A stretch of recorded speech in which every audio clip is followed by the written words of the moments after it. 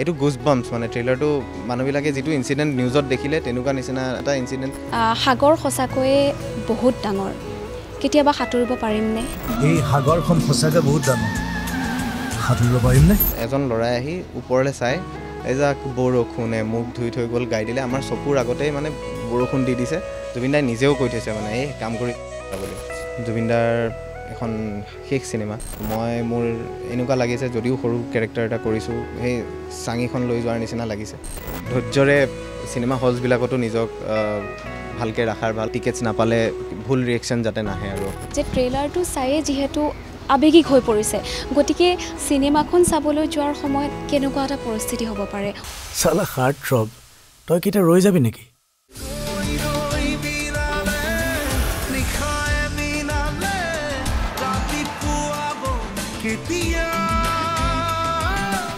নমস্কাৰ, NKTV ৱেবলৈ স্বাগতম জনাইছোঁ। মই সখ্যাতি।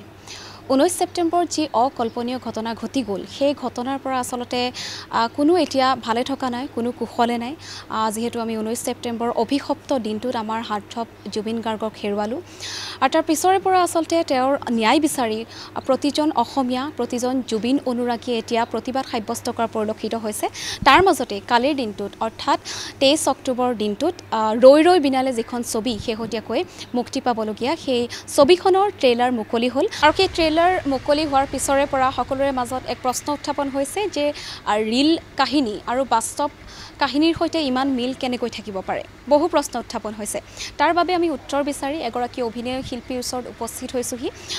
অভিনয় শিল্পীগৰাকী হৈছে কৌশিক ভৰদ্বাজ। তেওঁ অভিনয় কৰিছে ৰৈ ৰৈ বিনালে ছবিখনত। তেওঁক স্বাগতম জনাইছোঁ NKTVৰ অনুষ্ঠানলৈ। Thank you for the invitation. প্ৰথম কথা প্ৰশ্ন তুমি কৰিছা যে প্ৰথম প্ৰশ্নটো আপোনাক এইটোৱে কৰিম, যিহেতু কালি যেতিয়া ট্ৰেইলাৰটো মুকলি হ'ল, মুক্তি পোৱাৰ পিছৰে পৰা সকলোৰে মাজত এটাই প্ৰশ্ন যে ৰিল কাহিনী বা বাস্তৱ কাহিনীৰ ইমান মিল কেনেকৈ থাকিব পাৰে?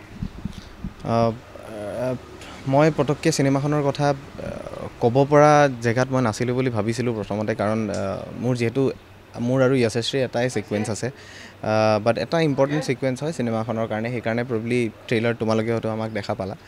আৰু দ্বিতীয় কথাটো হৈছে চিনেমাখনৰ ৰিলেটেবিলিটি ৰিয়েল লাইফটোৰ লগত ইমান তেনেকৈ কিয় মিলি গৈছে বা কিয় হ'বলৈ পালে সেইটোৰো বুজি নাপাওঁ। কেতিয়াবা আমি কথা পাতোঁ মেনিফেষ্টেশ্যনৰ কথা, তেওঁ নিজৰ ডেথটো প্ৰবেবলি তেনেকৈয়ে মেনিফেষ্ট কৰি লৈছিলে, পানীতেই সাগৰতেই মেনিফেষ্ট কৰিছিলে। কাৰণ তাতে জুবিনদাৰ যিটো কেৰেক্টাৰ ৰাহুলেও সাগৰক লৈ কুৱেশ্যন কৰা দেখা পাইছে, আমি ট্ৰেইলাৰটোতে অলৰেডি দেখিছোঁ। আৰু ভেৰিয়াছ ইনচিডেণ্টছ আছে যিখিনি বস্তু মানুহে ৰিলেট কৰিব তেওঁৰ ৰিয়েল লাইফৰ জুবিনদাৰ ইনচিডেণ্টছ কিছুমানৰ লগত। চ' ৰিলেটেবিলিটি ৱাইজ সেইটোৱে মই ক'ম, আছে বহুত বেছিয়ে মিলি গ'ল। কিন্তু I don't know' why, I don't know' তেওঁ কি ভাবি নিজৰ ষ্টৰিটো প্ৰিপেয়াৰ কৰিছিলে, ৰাহুলে কি ভাবি লিখিছিলে, কিন্তু সেয়াই যি দেখিছে। আৰু ৰৈ ৰৈ বিনালে ছবিখন যিহেতু 31 অক্টোবৰত ছবিগৃহত মুকলি হ'ব, মুক্তি পাব, আপোনাক দৰ্শকসকলে কি চৰিত্ৰত দেখিবলৈ পাব? মই বহুতখিনি জেগাৰ পৰা বহুতখিনিৰ ক্ষেত্ৰত মই নিজক লাকি বুলি ক'ম, কাৰণ মোৰ 31 অক্টোবৰত মোৰ বাৰ্থডে আৰু মই থকা এখন চিনেমা ৰিলিজ হ'বলৈ পাইছে, আৰু য'ত জুবিনদাৰ লিড কৰা চিনেমা, জুবিনদাৰ প্ৰডাকশ্যন, জুবিনদাৰ নিজৰ কান্ধত লৈ যোৱা এখন চিনেমাত মই এটা পাৰ্ট হ'বলৈ সক্ষম হৈছোঁ। তো মই সেইটো লৈয়ে বহুত থেংকফুল। এটা সৰু স্ক্ৰীণ স্পেচ মই পালেও মই বহুত থেংকফুল আছিলোঁ। তো লাইকৱাইজ মই এতিয়াও বহুত বেছি চিৰকৃতজ্ঞ হৈ থাকিম এটা ইমান ডাঙৰ এখন চিনেমাত পাৰ্ট হ'বলৈ পালোঁ। কিন্তু বেয়াটো লাগিব অফক'ৰ্ছ, কাৰণ জুবিনদা থাকি তেওঁ যিমান প্ৰমোট কৰিলে হয়, তেওঁ থকাৰ সময়ত যিমান ৰৈ ৰৈ বিনালেৰ কথা যিমান জেগাত কৈ আছিলে, তো সেই একে স্পৃহা, একে মানে যোনটো উইল বা যিটো মটিভেশ্যন লৈ তেওঁ কাম কৰি আছিলে, তো সেইটো কৰিবলৈ তেখেতক মানে আমি দেখা নাপাম ইয়াতে। আৰু মোৰ চৰিত্ৰটো ইয়াতে দেৱ বুলি এটা প্ৰাপ্তবয়স্কৰ এটা চৰিত্ৰও আছে এখন চিনেমাত, সৌৰভ হাজৰিকা ছাৰে কৰিছে।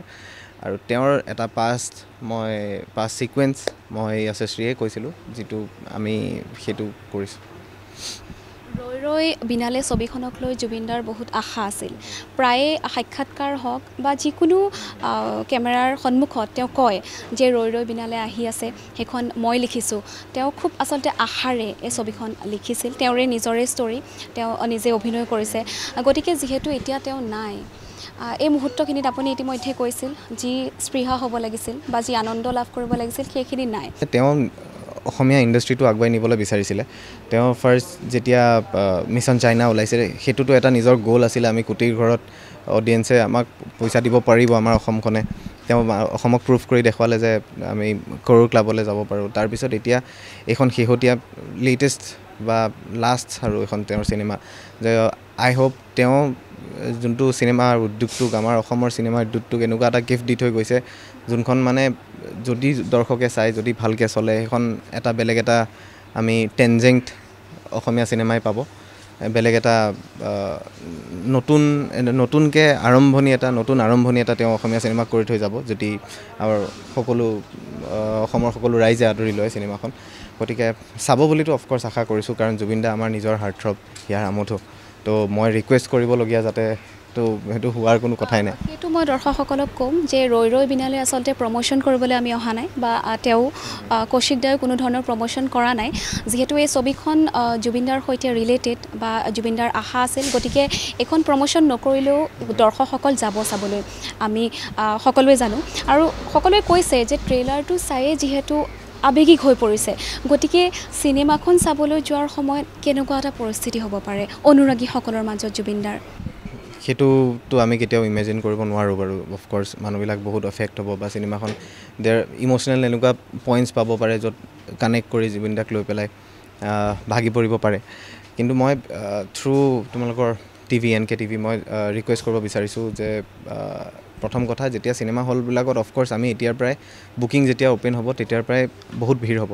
গতিকে আপোনালোকে নিজৰ অকণমান ধৈৰ্য ধৰি যাতে চিনেমা হলছ বা চিনেমা বিল্ডিংছবিলাকত একো যাতে ক্ষতি নকৰে তেনেকৈ ধৈৰ্য ধৰি, কাৰণ টিকেটছ চবে পাবই, কাৰণ অসমত যিমান দিন চলিব লগা থাকে চিনেমাখন সিমান দিন চলিবই, মানুহে যিমান চাব সিমান দিন চলিব। গতিকে ধৈৰ্যৰে চিনেমা হলছবিলাকতো নিজক ভালকৈ ৰাখাৰ ভাল, কাৰণ আমি দেখিছোঁ জুবিন দাৰ ফেন্সবোৰ কিমান আৱেগিক। টিকেটছ নাপালে ভুল ৰিয়েকশ্যন যাতে নাহে আৰু অসমৰ পৰা। সেইটোৱে। ৰৈ ৰৈ বিনালে ছবিখনক লৈতো বহুত পৰিকল্পনা আছিলে, কেনেধৰণে প্ৰচাৰ কৰা হ'ব, আপোনালোকৰ টীমৰ ফালৰ পৰাতো বহুখিনি পৰিকল্পনা কৰা হৈছিল, সেইখিনি কৰা নহ'ল চাগে ন? সেইখিনি তাৰতো একোৱে কৰা নহ'লেগৈ, কাৰণ দেখিলে মানে আমাৰ মেইন অক্টোবৰ 1ৰ পৰা আৰম্ভণি হ'লহেঁতেন যি প্লেনছ আছিলে। তো প্ৰমোশ্যনৰ কাম এমাহ আগত আৰম্ভ হয়, যিহেতু আমাৰ এমাহ আগতে আৰম্ভ হ'লহেঁতেন, কিন্তু যিহেতু এই ইনচিডেণ্টটো হৈ গ'ল এতিয়া তেনেকুৱা প্ৰমোশ্যনৰ একো তেনেকুৱা ডাঙৰ প্লেন নাই। যিহেতু আমাৰ ট্ৰেইলাৰ ৰিলিজ হৈছে, নেক্সট আমাৰ চিনেমা ৰিলিজ হ'ব 31 তাৰিখে। দৃশ্যগ্ৰহণ যেতিয়া হৈ আছিল ৰৈ ৰৈ বিনালে ছবিখনৰ, আপুনি জুবিন দাক লগ পাইছেনে? সেই সময়খিনিত কিবা এনেকুৱা অভিজ্ঞতা আছে নেকি যে মনত থাকি গ'ল? তেওঁক যিমানবাৰেই লগ পাওঁ সিমানবাৰেই মানে মনত থাকিব লগা অভিজ্ঞতাই হয়। তো আমাৰ শ্বুটিং হৈছিলে বিশ্বনাথ চাৰিআলিত। তো তেওঁৰো সেই ওচৰে পাঁজৰে ছিকুৱেঞ্চত শ্বুট হৈ আছিলে। তেওঁৰ যোনটো পুৰণা ছিকুৱেঞ্চটো জুবিন দাৰ যোনটো সৰুকাল হৈছে সেই সৰুকালটোৰ ঘৰৰ ছিকুৱেঞ্চটো তাত হৈ আছিলে। তো সেইটো টাইমতে জুবিন দাহঁত আমাৰ ছেটলৈ আহে, যেতিয়া মেকআপ লোৱাৰ আগতে আমাৰ একেলগতে মেকআপ হয়। তো এতিয়া প্ৰবেবলি কেইদিনমান আগতে মই খুব ফটো বা ভিডিঅ' ভাইৰেল হোৱা দেখিছিলোঁ, তেওঁ সৰু বগা ছাগলী পোৱালি এটা লৈ থকা। সেইটো সেই আমাৰ ৰৈ ৰৈ বিনালে ছেটৰে আছিলে। তাতে তেওঁ যোন ঘৰৰ মানুহত আমি বহিছিলোঁ তেওঁলোকৰ তাৰ পৰাই এনেকৈ ছাগলী পোৱালি এটা লৈ বহুত দেৰি বহাই থাকিলে জুবিন দাই। তো এটা ক্লিয়াৰ ধুনীয়া মেমৰি হিচাপে সেইদিনাখনৰ সেইটোৱে মোৰ মনত আছে, লাষ্ট ৰৈ ৰৈ বিনালে। তেওঁৰ গীতবোৰত আমি সাগৰৰ কথা শুনিবলৈ পাওঁ, আৰু বহু সময়ত ছবিখনৰ কথা যেতিয়া কয় তেতিয়াও কয় যে সাগৰৰ সৈতে মোৰ সম্পৰ্ক কেনেকুৱা আপোনালোকে গম পাব ৰৈ ৰৈ বিনালে ছবিখনত। তেওঁ দাবী কৰি আহিছিল বহু সময়ত। যিহেতু ৰৈ ৰৈ বিনালে ছবিখনত তেওঁ এটা সংলাপ আছে, সেই সংলাপটো ট্ৰেইলাৰত আমি দেখিবলৈ পাইছোঁ, শুনিবলৈ পাইছোঁ, যে তেওঁ কয় সাগৰ সঁচাকৈয়ে বহুত ডাঙৰ, কেতিয়াবা সাঁতুৰিব পাৰিমনে? এই সংলাপটোক লৈ কি ক'ব? বিভিন্ন ফেচবুক পেজত প'ষ্ট কৰাও পৰিলক্ষিত হৈছে এই সংলাপটো।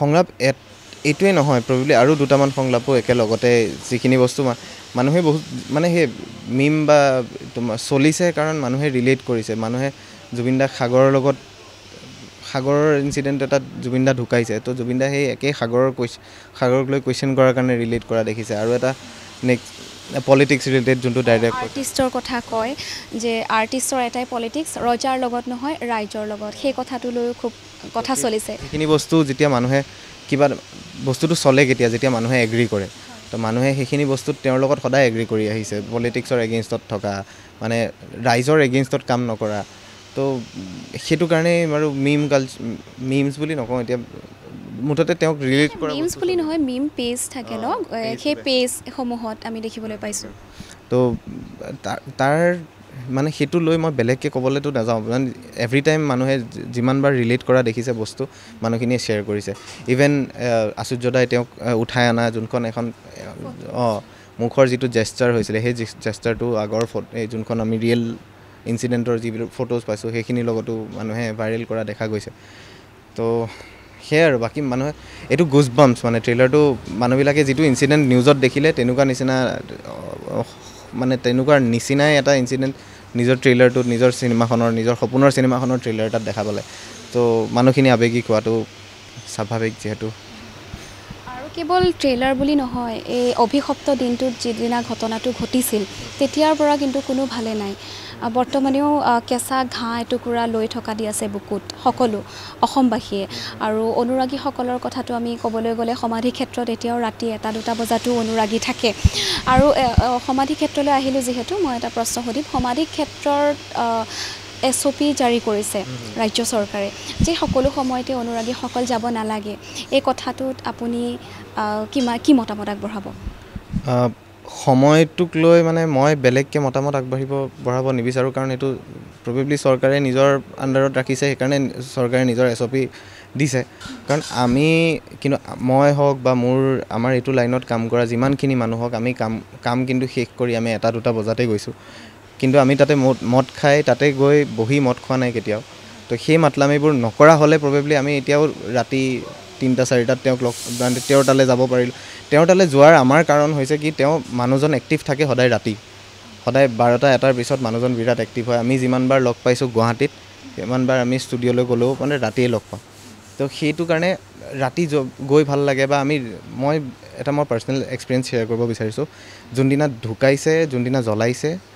যোনদিনা জ্বলাইছে জ্বলোৱাৰ ৰাতি মই আৰু নৱ আমি তাতে সমাধি ক্ষেত্ৰলৈ গৈছিলোঁ জুবিন ক্ষেত্ৰ সমাধি ক্ষেত্ৰ বুলি ক'বলৈ যিহেতু গাৰিমাবাই মানাই কৰিছে জুবিন ক্ষেত্ৰলৈ গৈছিলোঁ তাতে হয় মদ খোৱা মানুহ মদ খায়েই ল'ৰা কিছুমানে গান গাই আছিলে কিন্তু এটা সময়ত এজন ল'ৰাই আহি ওপৰলৈ চাই এজাক বৰষুণে মুখ ধুই থৈ গ'ল গাই দিলে আমাৰ চকুৰ আগতেই মানে বৰষুণ দি দিছে আৰু সেই বৰষুণ দিয়া দেখি গোটেই গ্ৰুপটোৱে সেই একেটা গান গালে সেই গানটো যেতিয়ালৈকে শেষ হোৱাৰ পিছত আমাৰ গান মানে বৰষুণ বন্ধ হৈ গৈছে তো সেইখিনি বস্তু মানে কথাই বেলেগক কোৱা যায় বা তেনেকৈ সেই বস্তুখিনি চাবলৈকে হওক বা সেই এনাৰ্জি এটা ফিল কৰিবলৈকে হওক এটা পাৱাৰ ফিল কৰিবলৈকে হওক মানুহবিলাকে প্ৰায় ৰাতি গৈছিলে কিন্তু যিহেতু সকলোকেতো চবৰ গাড়ীয়ে এতিয়া মদৰ বটল যদি চেক কৰি থাকে তেতিয়াও মানুহে বেয়াই পাব তো গতিকে SOP দিছে যদি সেইখিনি মানি চলিব লাগিব আৰু গভৰ্ণমেণ্টে বাকী এইটো কথা নাই আৰু অসমৰ ৰাইজে সামাজিক মাধ্যমত দি থকা পৰিলক্ষিত হৈছে যে জুবিন দাক লৈ পলিটিক্স কৰিছে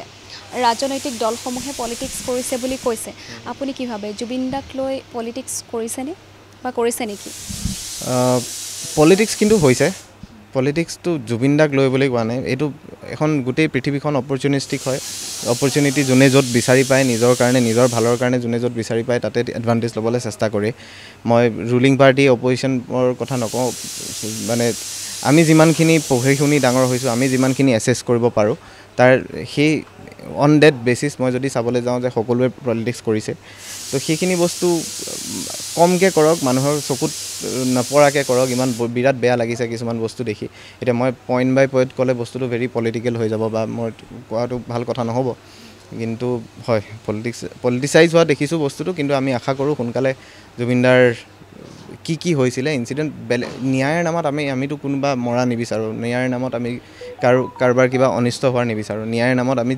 জুবিনদাৰ কি ইনচিডেণ্ট হ'ল তাতে আৰু কেনেকৈ হ'বলৈ পালে আৰু তাৰ হোৱাৰ পাছত কি হ'ল সেইখিনিহে ন্যায়ৰ নামত বিচাৰি আছে তো মানুহৰ ফালৰ পৰা সেইটোৱেই যাতে ৰিকুৱেষ্ট থাকক সেইটো লৈয়ে যাতে আমি জোৰ কৰি থাকোঁ আমি #জুবিন গাৰ্গ সেইটোৱেই জানিবৰ কাৰণেই লিখি আছোঁ বাকী নাথিং মোৰ দেন ডেট মানে একো পলিটিক্স একো নাথাকিলে ভাল আৰু বিৰাট বেয়া দেখি নহ'লে আৰু সাধাৰণ মানুহখিনিও আচলতে উগ্ৰ হৈ যায় জুবিন দাৰ ক্ষেত্ৰত কোনো ধৰণৰ কম্প্ৰমাইজ কৰা নহ'ব বুলি কৈ আহিছে বা সামাজিক মাধ্যমত যি আন্দোলন চলি আহিছে #জাষ্টিছ ফৰ জুবিন গাৰ্গ আৰু বহু সময়ত শিল্পীসকলে যেতিয়া কিবা প'ষ্ট কৰে বা জুবিন গাৰ্গক লৈ যদি মন্তব্য এষাৰ কৰে তেতিয়াও কিন্তু আঁসোৱাহ উলিয়ায় ৰাইজে আৰু সাধাৰণ লোকসকলৰ মাজত কোনোৱে যদি ফুৰিবলৈ গৈছে বা কাৰোবাৰ যদি বিবাহ সম্পন্ন হৈছে তাতো গৈ আমি দেখোঁ মন্তব্য কৰে যে জুবিন দা এনেকুৱা হ'ল তহঁতি বিয়া পাতি আছ বা বহুতে যদি ফুৰিবলৈ গৈছে তেওঁলোককো লিখে যে জুবিন দা এনেকুৱা হ'ল ফুৰি আছ এই ক্ষেত্ৰত কি ক'ব সেইটো মই নিজে পাৰ্চনেলি সেইটো মই দেখা নাই বাট মানে শুনিছোঁ আৰু কোনোবাই কিবা কোৱা তো যিহেতু মই দেখা নাই তো মই এইটো ক'বলৈ নিবিচাৰোঁ তেনেকুৱা হ'ব নালাগে আৰু যদি তেনেকুৱা হৈছে বা কাৰোবাৰ পাৰ্চনেল লাইফটো কুৱেশ্যন কৰিছে তো সেইটো হ'ব নালাগে আৰু আচলতে স্তব্ধ হৈ যাবতো নোৱাৰি চলি থাকিব দুখ থাকিব তাৰ মাজতে কামো কৰি যাব লাগিব সেইখিনিলৈ এগৰাকী শিল্পী হিচাপে আপুনি কি ক'ব এইখিনি ক্ষেত্ৰত যদিও দেখা নাই মানে এগৰাকী শিল্পী হিচাপে সেয়া তোমালোক এতিয়াও ছেটত আছা তো আমি চবেই কাম কৰি আছোঁ তো তেওঁলোক সকলোৱে কাম হয় তেওঁলোকে তেতিয়া সেইকেইদিন বন্ধ দিছিলে কিন্তু আমি নিজেইতো চলিব লাগিব নিজেইতো মুভ অন কৰিব লাগিব নিজৰ লাইফত তো নিজৰ কৰ্মক্ষেত্ৰখনক মানে একো অৱহেলা নকৰাকৈ নিজৰ কামটো ভাল পাই থাকিলে নিজৰ কামটো মানে নিজৰ ভালপোৱা কামটো ভালদৰে কৰি থাকিলে জুবিন দাই এনেও ভাল পায় জুবিন দাই বেলেগ কাম বস্তু মতলব নাৰাখি অকল কাম কৰ জুবিন দাই নিজেও কৈ থৈছে মানে এই কাম কৰি যা কেলা বুলি যিহেতু বেয়া শব্দটো কৈছোঁ বাৰু বেয়া নাপাব তো কিন্তু সেই বস্তুটোৱে মানি চলা দৰকাৰ কাৰণ আমি মানুহজনক আমি ঘূৰাই নাপাওঁ আমি হাজাৰ কান্দিব পাৰোঁ আমি হাজাৰ মানুহৰ ওপৰত গালিত কাজিয়া লাগি ল'ব পাৰোঁ আমি তেখেতক ঘূৰাই নাপাওঁ আমি ৰাখিব পাৰিম অকল তেওঁৰ মটিভেশ্যনটো ৰাখিব পাৰিম আমি অকল নিজৰ উইল পাৱাৰটো আৰু আমাৰ নিজৰ ইণ্ডাষ্ট্ৰীখনক কেনেকৈ আমি আগুৱাই লৈ যোৱাৰ এটা কনষ্টেণ্ট এফৰ্ট এটা ৰাখিব পাৰিম তেওঁ যিটো ৰাখিছিলে সেইটো বস্তু মই প্ৰমিছ কৰিব বিচাৰোঁ থ্ৰু NKTV ময়ো সেইটো চেষ্টা কৰি থাকিম আমাৰ ইণ্ডাষ্ট্ৰীটোক লাইক মই যিটো প্ৰজেক্টত কাম কৰোঁ তো সেইটো প্ৰজেক্টটোৱে এটলিষ্ট ইণ্ডাষ্ট্ৰীটোক এটা ভাল কণ্ট্ৰিবিউশ্যন দিয়ক ফিউচাৰলৈ নাম থাকিব পৰাকৈ ছবিখন নিৰ্মাণ হোৱাৰ প্ৰথম অৱস্থাৰ পৰা কিমান সময়ৰ ভিতৰত শ্বুটিং সমাপ্ত হ'ল আপোনালোকৰ মই কিমান সময় ধৰি চলিছে পুৰা ডিটেইলড মই কিমান দিন 60+ ডেইজ হৈছে নেকি শ্বুটটো মই ডিটেইল মই একেবাৰে সেই কিমান ডেটছৰ সেইটো মই গম নাপাম 50-60 ডেইজটো আৰামত চলিছে আৰু এটা শেষত ট্ৰেইলাৰত এটা শেষত বাক্য কয় বা সংলাপ কয় আশ্চৰ্যতাৰ আছিল নেকি বাক্যটো মোৰ সম্পূৰ্ণ মোৰ শুদ্ধকৈ মনত নাই যে হাৰ্টথ্ৰব তই শেষ হৈ যাব পাৰ নেকি তেনেকুৱাকৈ এটা সংলাপ আছিল শুনিছে ন সেইটো কি কৈছিল তই কেতিয়াও নৰ নেকি নে কিবা তেনেকুৱা আছিলে মই পাহৰিছোঁ চ' চৰি তো সেইটো কাৰণে তো মই সংলাপ ৱাইজ সেইটোৱে কৈছোঁ যে বহুতখিনি ৰিলেটেবল চেণ্টেঞ্চেছ বহুতখিনি আমি এজন অন্ধ ছিংগাৰ হিচাপে যদিও সেই কেৰেক্টাৰটো তেওঁ পৰ্ট্ৰে কৰিছে যিহেতু তেওঁৰ ষ্টৰী এনেকুৱা থাকিবও পাৰে তেওঁৰ ষ্টৰীটোত যে নিজক অন্ধ গণ্য কৰি তেওঁ মেটাফৰিকেলি নিজক অন্ধ মিন কৰিও জুবিন দাই নিজৰ লাইফটো পৰ্ট্ৰে কৰিব বিচাৰিছিলে মেবি সেইটোও হ'ব পাৰে তো এখন চিনেমাখন চালেহে গম পাব আপোনালোকে আৰু কৌশিকক ধন্যবাদ জনাইছোঁ যিহেতু শ্বুটিং চলি থকাৰ সময়ত ইমানখিনি সময় দিলে আৰু জুবিন দাৰ বাবে আচলতে কালি ট্ৰেইলাৰ মুকলি হোৱাৰ পৰা মই যিখিনি প্ৰতিক্ৰিয়া দেখি আহিছোঁ তাৰ মাজতে মই ভাবিলোঁ উত্তৰ দিব লাগিব দৰ্শকসকলে উত্তৰ বিচাৰে প্ৰশ্ন বহুখিনি আছে বহু উত্তৰ 31 অক্টোবৰতো পাব নহয়নে শেষত কিবা ক'বনে দৰ্শকসকলক শেষত ক'ব লগাটো তেনেকৈ একো নাই এতিয়া চাব ৰৈ বিনালে আহিব